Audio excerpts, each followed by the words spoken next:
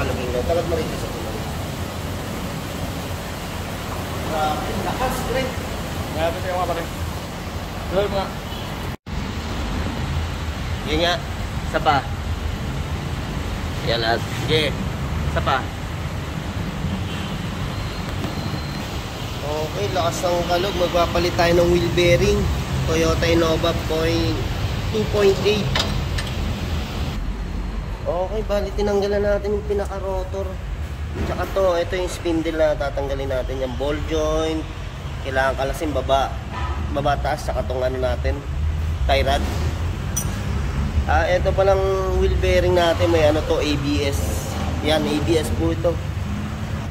Okay, check na natin yung mga ball joint. Okay pa to. Matigas pa oh. Ball joint. Tie rod. Rack end. Ako, rack end mo medyo ano na rin, no? Lambot na. Oh.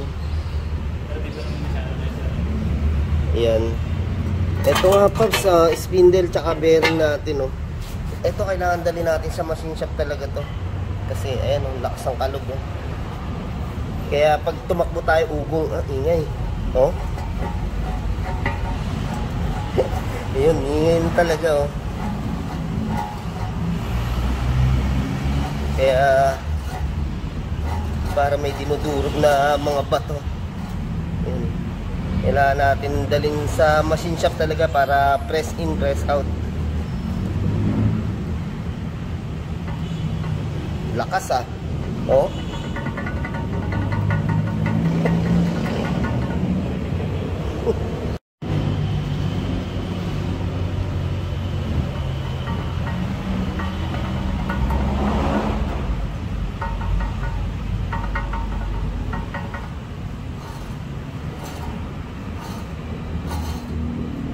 Talagang magaspang.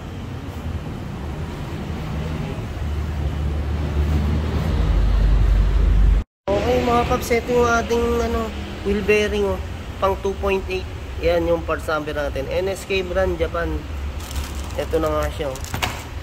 Bali yung ito mga bearing natin na to, hindi na nariripak to. Kaya talagang pag nasira to, palit talaga. Papalitan natin ng buo na ito. Yan. Okay, NSK, Japan brand, parts number, pang 2.8, Toyota Innova.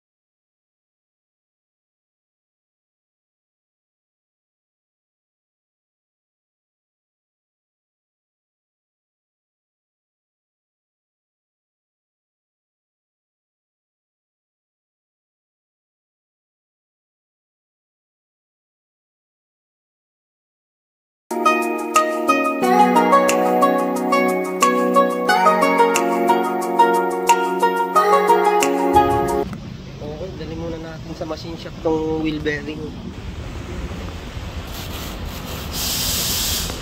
Okay, dito na tayo. Ito transman.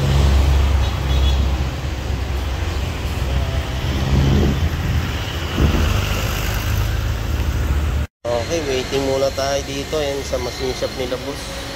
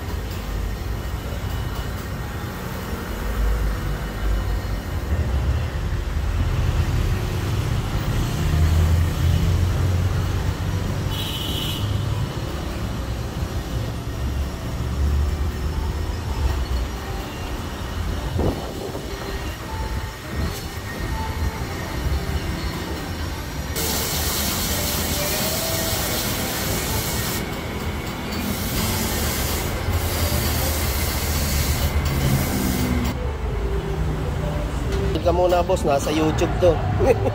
Lagyan natin sa YouTube. Yun, yung pala. Pag ano.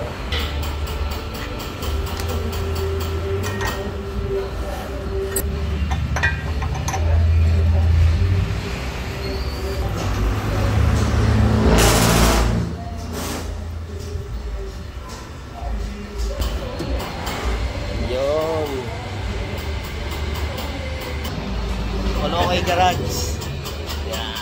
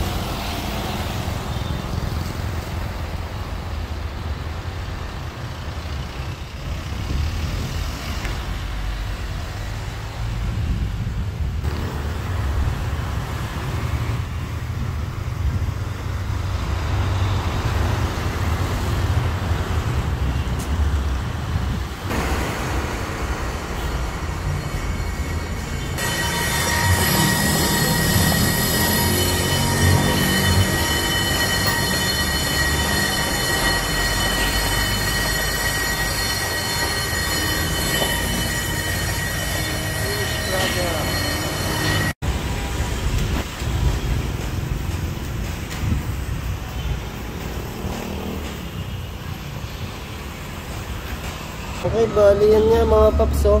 Pa-press natin sa Transman 500. Press in, press out. Oh, boss, hawa mo na, boss. Tapos yun nga, bali yun, talagang wala siyang kalog pagka inikot. Ano nangyari? Natuyo ang grasa. Yan. Natuyo ang grasa.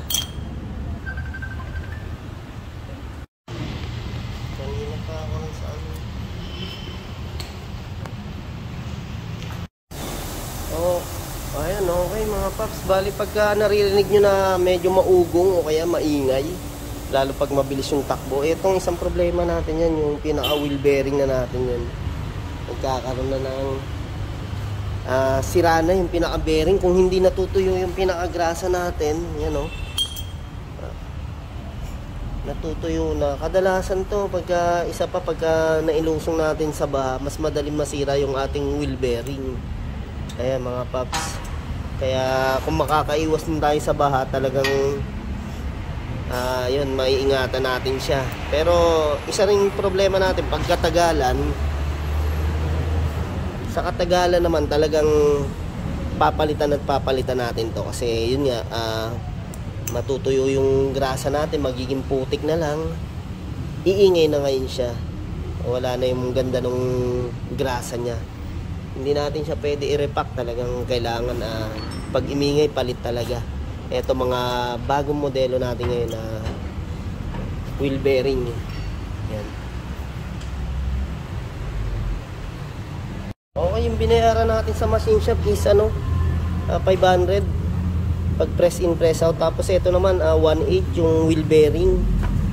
Yan, 1.8 ang isang piraso.